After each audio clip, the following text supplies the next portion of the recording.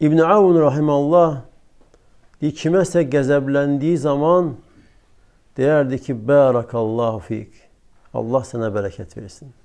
Və bundan artıq heç deməzdi. Deməli, üstün əxlaqlardandır ki, insan nəfsinə sahib çıxsın. Nəfsinin gərəkdirdiyini etməsin.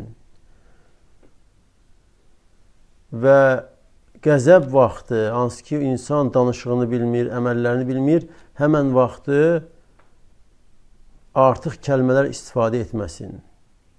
Artıq hərəkətlər etməsin.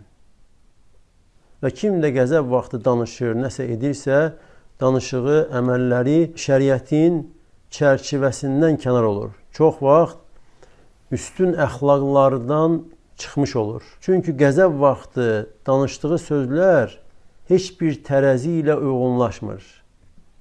Və həmçinin etdiyi əməllər də qəzəb vaxtı müəyyən ölçüdə, biçimdə olmur. Və kim də qəzəbləndiyi vaxt danışır, qəzəblə əməl edirsə, onun danışdığı sözlər, əməllər ədəb və əxlaqdan uzaq olur.